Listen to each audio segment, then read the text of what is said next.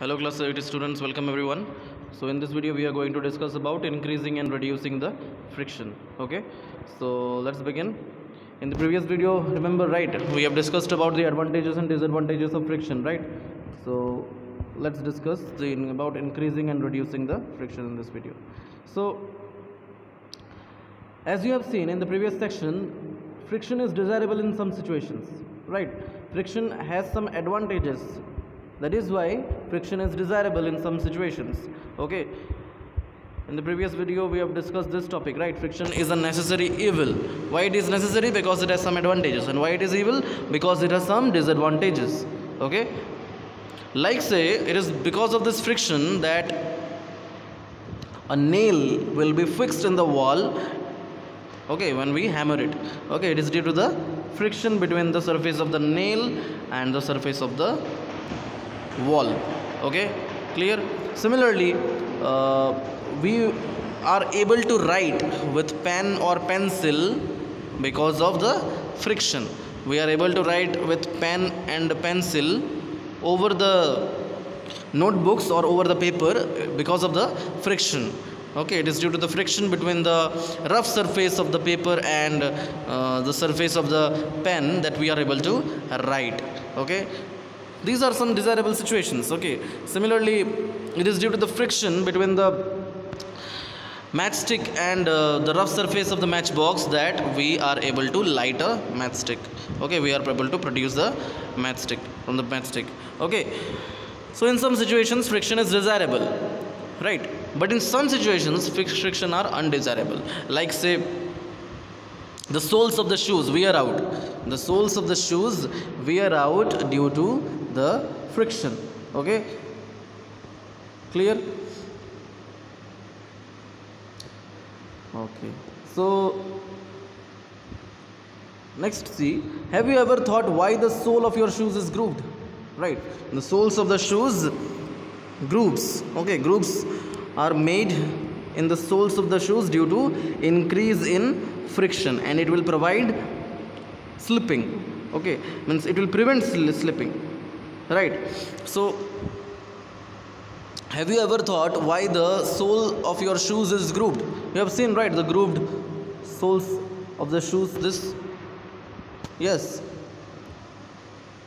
it is done to provide the shoes better grip on the floor, so that we are able to walk very easily. It is provided. Okay, the soles of the shoes are provided with the grooves. Okay, so as to provide better grip on the floor while walking or while running. Okay, so that you can move safely. Clear? Similarly, the treaded tires of the cars, trucks and bulldozers are provided with a grip with the ground.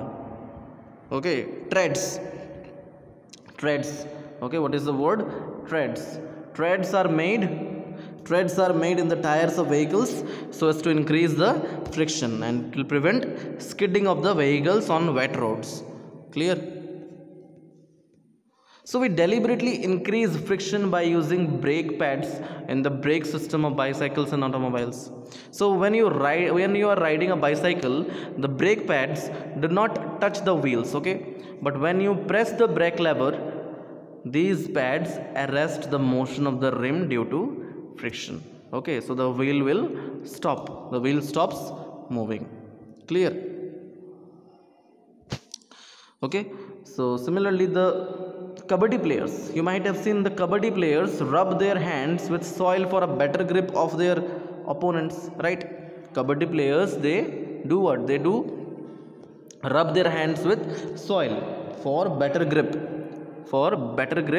towards their opponents while playing the game. Okay, similarly, gymnasts then apply what? Gymnasts apply some coarse substance, some rough substance on their hands, so as to increase friction for better grips. So in all these cases, on all these examples, you have seen what? Friction is increasing. Okay, these are some of the methods of increasing the friction. Are you getting it? These are some of the methods of increasing the friction. Okay, that means friction can be increased by making the surface of an object rough. Okay, rough. So in all these examples, whether you take the example of this grooved shoes, okay, grooved soles of the shoes, then treaded tires, okay, then say your kabaddi players, they do what? They do rub they rub soils on their hands, right, so as to provide better grip. Okay, in all these cases friction is increasing. Clear? But in some situations friction is undesirable and we would want to minimize it, right? We would want to minimize the friction. As for example, take the example of this carom board. All of you have played carom board, right? All of you are playing carom board at your home or to say in a school. So when you sprinkle fine powder on the carom board, you might have noticed that the board becomes very smooth, right? When you add boric powder or say talcum powder over the carom board, then it will make the surface of the carom board what? Smooth. Yes or no? It will make the surface of this carom board smooth. So in doing so, what you are doing means, what you are actually doing, you are actually increasing or decreasing the friction. You are decreasing the friction. Okay, you are decreasing the frictional force.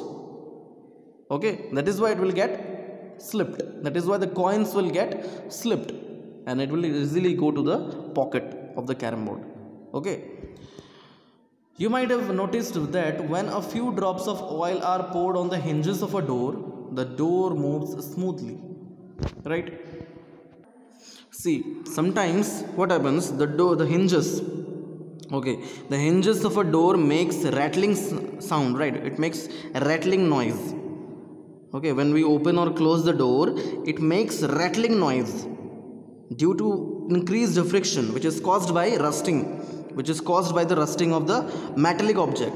So when a few drops of oil are poured on the hinges of a door, then the friction will be reduced and the door moves smoothly without making any noise. Okay. Similarly, a bicycle and a motor mechanic uses grease between the moving parts of these machines. So in all these above cases, what we are actually doing, we are actually reducing the friction so as to increase its efficiency. Okay, we are actually reducing the friction. Okay, so when oil or grease or any graphite material is applied between the moving part of a machine, then a thin layer is formed, just like this. A thin layer will be formed. This one, okay, this is the surface. Okay, this is the surface. Then this is the layer will be formed when you apply oil or grease or any graphite material over the surface of any moving part of the machine. Then a thin layer is formed there and the moving surfaces do not directly rub against each other. Okay, then interlocking of irregularities is avoided to a great extent.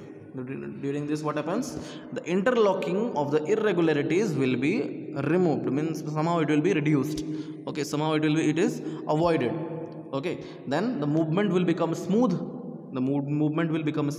And the substance which actually reduces this friction are called what? Lubricants. Okay, so the oil, grease, graphite material, these materials are applied to the moving parts of the machine so as to reduce the friction, so that these machines can be easily moved. Okay, so these materials which are applied on the moving parts of the machine are called as what? Lubricants. Okay, so in some machines it may not be advisable to use oil as lubricant, and in some machine it is advisable. Okay, similarly, an air cushion between the moving parts is used to reduce the friction. Okay, so there is a question over here. You see, can we reduce friction to zero by polishing surfaces or using large amount of lubricants? Can we reduce it to zero? Never. Remember, we can reduce friction, but we cannot make it zero. Okay, we cannot make it a nil, even if we even if we apply highly polished say high amount of lubricants or highly polished surfaces, even if we apply these things, we cannot eliminate friction to zero. Okay, it can never become zero. Okay, we cannot make it zero even if the surfaces are highly polished or large amounts of lubricants are applied to it. Okay, friction can never be entirely eliminated. Okay, friction can never be entirely eliminated. No surface is perfectly smooth. Some irregularities will be there. Okay, so even if you apply some highly polished surfaces, even if you apply large amount of lubricants, okay, so as to reduce the friction, then also friction can never be entirely eliminated. Okay, because no surface is perfectly smooth, right? Some irregularities are always will be there. Okay, some irregularities will be there. Clear? So you have understood about the increasing and decreasing of friction. Okay, so we'll continue the chapter in the next video. Okay, that's all for today. Thank you and have a nice day.